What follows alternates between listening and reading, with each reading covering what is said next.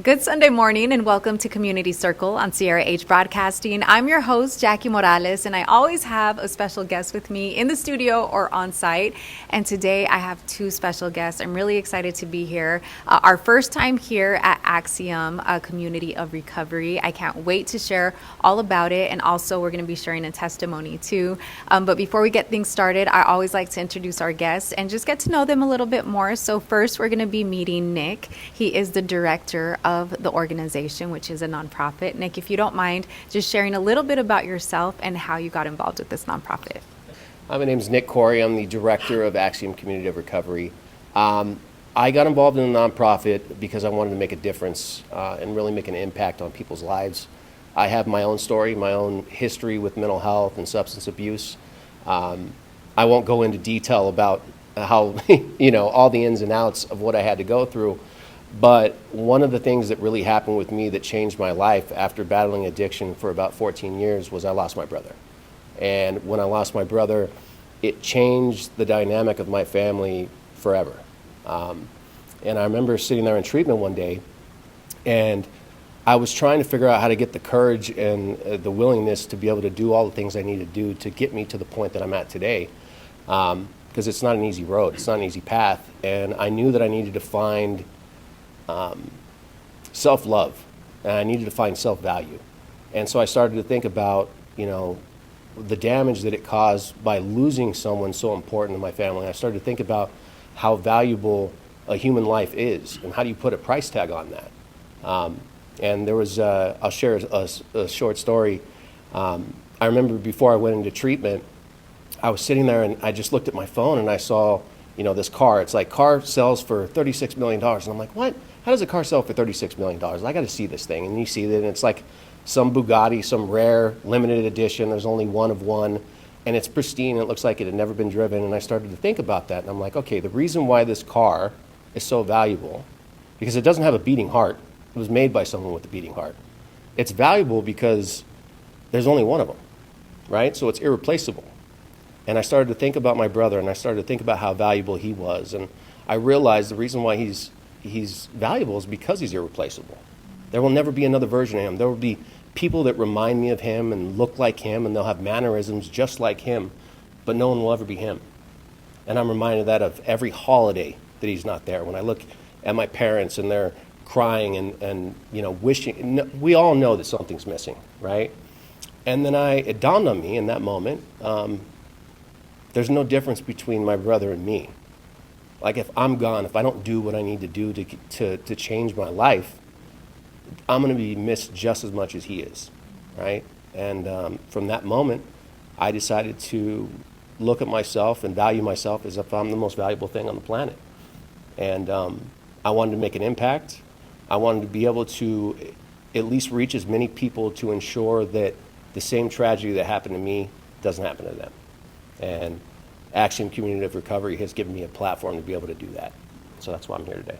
I wasn't expecting that, Nick, honestly. And so just thank you for the vulnerability and to be able to show up because what you guys are doing here at Axiom is going to change many people's lives and maybe many men who may have similar stories to you. So thank you so much for showing up for us today. And also we're here with Edin. And Edin, you're also a part of this nonprofit, which I know means a lot to you because when we first met, you were so passionate about, I think we might have met for like 5 minutes, and he was just like, I need to talk to you about something. And so I was like, okay, cool. And it worked out because I don't think at the time he knew that where I worked or that, I hosted a community circle. So it just really worked out and the timing was perfect. So thank you so much for the invite. And also, if you don't mind just sharing a little bit about your story and how you got involved with the organization as well. Well, it's an honor to be here with Nick. He's a great man. And to be here with Jackie, you just opened up. I can't even explain or even imagine what's about to happen after this. So yes, I met Jackie at the Hemp Legacy Foundation. We're doing volunteer work. I took some of our clients just to go and have a good time and let them know that we appreciate them, that they deserve a better life, and every time I see my clients, it reminds me of myself. my story, she said quick, but I'm going to try to make it quick in a nutshell, So, growing up, I grew up experiencing what probably 90% of everybody else experiences. If it's not one thing, it's another, from substance abuse, or seeing somebody drinking, getting high, domestic violence, and you name it, suicide, murder, and just different things in front of my face growing up as a child. I grew up started off in downtown Los Angeles, California, and then kind of just moved my way up in Los Angeles. As a juvenile, I got involved with gangs. Before that, let me back up. I was a bookworm. I always tell everybody I was a bookworm. I used to like to go to the libraries at school and get bookmarkers and, collect them and all that, and that was like, I don't know, I used to read like little stories of the Bible and just, things that were hidden in the garage for some reason. So I think the seed landed back in that time. Anyways, in and out of juvenile halls, I was growing up. Come 17 years old, I went to prison. I did 24 years in prison. 17 years of those I did in solitary confinement. Some people call it the shoe. And so earlier today when I was meditating, I was like, try to figure out how many minutes would it add to, from those 24 years. Maybe those watching me will kind of like get a feel of what it is like to be in there for that long, But so I'll keep it simple, 24 years, While I was in there, part of me wanted to, live a good life. I dreamt about coming out here and, being a coach of a baseball team, and when I expressed those dreams to other guys that were with me in solitary confinement, they would laugh. Shut up. That's not you. That's give it up. And in the hopes that one day I would come home. I'm not gonna tell you all the things that I went through in prison, but it did make me who I am today. They say that the past you're not your past or something like that, but I believe I am my past. It just depends on how I use it. It's and first and foremost, I gotta just give all the glory to God. If it wasn't for God, and I'm telling you, it's God, because I'm gonna tell you a couple little stories when I got out. Long story short, I got out, and a few years ago, and I paroled homeless. My parole officer in California, they didn't give me a program like Axiom Community Recovery, Axiom Care. They say, you're on your own, you're a menace in there, you figure it out. So I was homeless, I was living in the Los Angeles River, and so one thing led to another, and I went back to exactly the same thing that I knew. Now, selling drugs, gambling, using drugs, hotel rooms, and you could just imagine. And I'm the kind of guy that just would, if I'm going to do something, I'm going to go to the extreme, to do it to the best of my ability. Along that walk, that part of me that wanted change was still, wanted that, would cry out. And I'm not lying to you when I say cry out, because if it was, like I always tell this in my stories too, like if it wasn't for COVID, where, they'll give you the masks, you have to wear the mask. I'll be walking in the street with 2 backpacks, just trying to figure out where I'm gonna sleep, what I'm gonna eat, but crying, just crying like, and I'm not talking like a baby, I'm talking about like frustration, like, man, like why, and so during these walks, God will manifest Himself, and I believe it's His angels. There were some points where I was just about to just blow it. I was telling one of our colleagues today that I tried to commit suicide about 3 times. And one of those was like trying to jump in front of a big rig. Wow. And so when I did that, it's like 10 feet away, coming full force, and I'm jumping in the street. All of a sudden, it's like on the other side of the street, and interventions like that. Yeah. Another time was where I was about to just flip it, and I'm walking into a 7-Eleven. This big old guy looked exactly like Santa Claus, with some shorts and flip-flops, in a Hispanic neighborhood, right? He was Caucasian, and he just looks at me and laughs at me, and not laughing but smiling. He said, I got your back, Jack. Go home with your daughter and watch some TV. and it just like that, my heart, like it just, it just molded into something tender, you know what I mean? And I just felt safe. I felt like I was in peace. And I saw him again later on. Okay. And so, anyways, during this walk of homelessness, figuring out what I'm gonna do, people would just come and extend that hand to me, and they would reach out to me, and that's why I put reach one, teach one on that paper that I showed you. It's that if it wasn't for those people that showed that tenderness, that showed that kindness, that just exposed something new to me, I wouldn't be here today, So, long story short, I tried to commit suicide, and I purposely overdosed, ended up in a mental health hospital. And when they gave me my property back, all I had in my backpack was the Bible. And the first book that I started reading in there was 1 Corinthians, which is the book of love. Yeah. And I never knew what love meant. I thought love was like, what's up, fool? Like, let's go get high, or let's go gang banging or something like that. You know what I mean? But when it starts telling you that love does not get angry, love is not jealous, love is I got a brain block, but it just opened up something new, And I met my future wife right there. She was a security guard. So all these beautiful things started happening to me, when I met God. So after that, it was a wrap. I was just, I stopped using drugs. I stopped drinking. I stopped, smoking cigarettes. My language changed.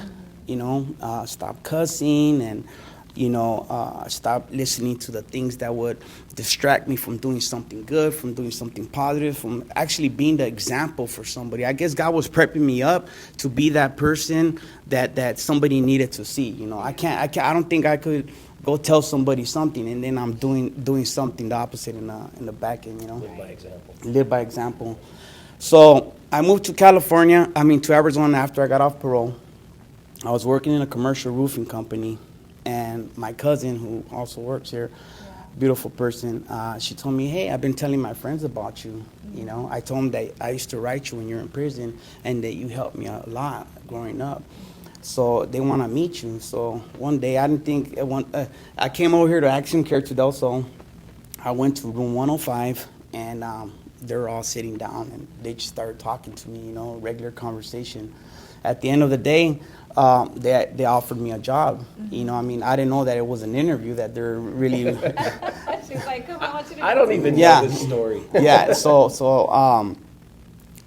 I'm like, well, I get paid this much, and they're like, oh, well, you'll take a pay cut and all that. I said, you know what, let's go for it. You know what I mean? So I took a huge pay cut from what I was doing, and I came on board,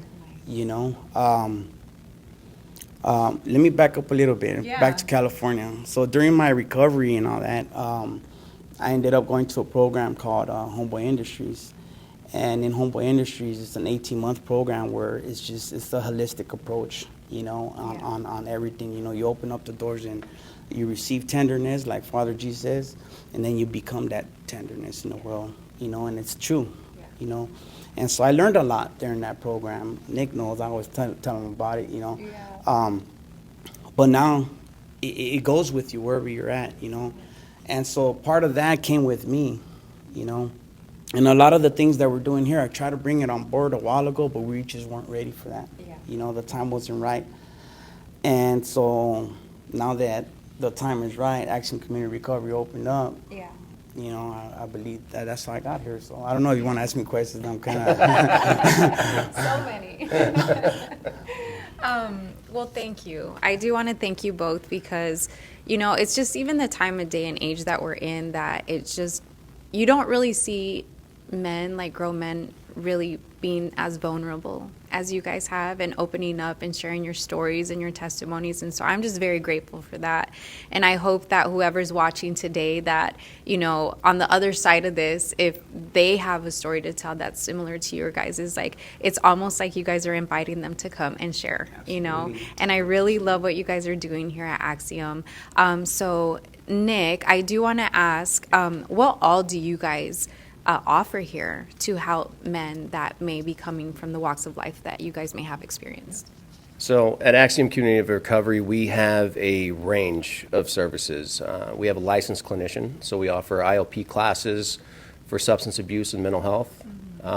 We have a case manager, so anything with housing, birth certificates, IDs, nutrition assistance, finding a job, we're going to help you out with that. We have peer support specialists, so individuals with lived experience that are going to be able to relate and connect with the clients that we serve. And I do want to point out, we don't just serve men, we do serve women as well. Okay. Yeah, so of all walks of life. My outreach team does an amazing job of really getting out there and collaborating with other organizations, because I've recognized, and part of the reason I took this role, is that it's unfortunate that a lot of entities and organizations, they work in silos. But the problem that we have going on in today's world with the epidemic, with drugs, with mental health getting to the place that it has, it's too big of a problem for one organization to solve, right? And so I think we do a really good job of connecting with other organizations, and we do it in a very genuine way. We're not there to take, we're there to see how we can help and then see if they can help us in return. And I think that it should be mutual like that. Here in the building that we're in right now, the foundation of our organization is really built on a holistic approach. So we offer Art of Our Soul. We partner with Art of Our Soul. We franchised out. So we offer art classes. We offer yoga classes. We offer sound bowl healing and breath work. I think that those are techniques that really helped me along my journey, to a spiritual experience. And I wanted to really find something that was an extension of just the general IOP courses or outpatient courses that you're going to find. I wanted clients to be able to not only learn about substance abuse and learn about their mental health, but have a place to escape in a new and different way that they can heal from within, right? We also offer an extensive workforce development course. So in this same building, it's a multi-purpose building. When we're not doing art courses and we're not doing breath work and sound bowl healing and yoga, we have a full computer lab. And we teach people a lot of soft skills. So they're going to learn Microsoft Office. They're going to learn, from Microsoft Word to Excel to PowerPoint. They're going to learn how to navigate a smartphone. A lot of the clients that we worked with, they may have been incarcerated prior to even the smartphone even coming out. So they're coming out into this new world, and I recognize that we need to be able to offer services to really connect them with a new environment, right? To get comfortable and confident in what they're doing, because they already have their backs against the wall, right? So we're going to teach them a lot of those skills. We're going to run them through mock interviews. We're going to teach them how to build a resume and a cover letter, and then we're collaborating with a lot of second chance employers to get in here to make sure that we're offering them jobs or streamlining that process to getting them employed. We did a poll ourselves internally within our organization, and I asked a range of questions, 7 or 8 questions, and I asked the clients, hey, I want you to rate this 1 through 7. What's most important, what's least important to you? And the 2 things that kept popping up that were the most important things to them is they wanted a job, 1, and they wanted to know where they were living, 2, right? And so I knew that when I was building up the nonprofit, that we really had to meet them where they're at. And provide them with their basic needs. And that's why we're focused so much on the workforce development aspect. I know that statistically, if a client, when they're released from prison, if they don't obtain a job or hold on to it within their first year, there's an 85 to 90% chance that they're going to recidivate. So we really want to focus on lowering the recidivism rate, helping these clients get on their feet, not just obtain something, but hold on to it. Because it's one thing to go out and get something, it's another thing to hold on to it. And we want to be able to teach them the skill set to hold on to these things so they can have a life like Eden. So they can build these relationships and build the confidence, right, to go out there and continue to explore a world that has so many beautiful opportunities that they're just afraid or feel like they don't deserve. and each one of them does deserve it, you know. I love that you guys offer so much, and you guys are very, like, have it well thought out, because even to your point, what you were saying, like, some of the men or women who are coming out don't even, or have never even seen a cell phone or using the technology that we are now, and that's kind of scary. But for you guys to kind of warm them in and welcome them in is really, really awesome. So if someone's listening or watching right now on our YouTube page, and they want to reach out, how can they reach out? Where do they go to get more information? Well, you can reach out at our website at axiomrecovery.org. We have numbers. I could give you my number right now if you like, 602-637-2463. Reach out to me. I'm here for you. That's what I tell everybody. It's super hard. It's super hard to do what we're doing right now. You know, we do outreach. We go prison inreach, and it's hard work. You know, it drains you from your energy. You come home tired. You first you're happy. You come here to work. You're happy. You're motivated. By the end of the day, you get so many phone calls from people reaching out. Hey, can you help me with this? Can you help me with that? We reach out to other partners in the community for help because we can't do it alone. Like he said, we can't do it alone, and so it's just hard, you know. I mean, if you can't call, you can't go to the website, come to our location. We'll receive you. We have an open door policy for the community. We help the youth. We help underserved families. We just want to help everybody. That's what it's about. And even though, like, when we first met Eddie, like, we were, like, on two different sides, but there's a way that I can help out. We can get the word out to help more people. And it's about building relationships and just having that heart of wanting to help people in our community. So I just want to thank you guys so much for the opportunity to come out. We had the tour. And again, I did want to say it's Axiom, which is AXIOM, recovery.org. So you can go to the website and visit as well. And we're also going to add the address because you have the open door policy. Yeah, so you can come down and visit. But I do want to thank you guys again. And I want to thank you for joining us on this segment of Community Circle. We'll see you here next Sunday. Thank you so much. Bye.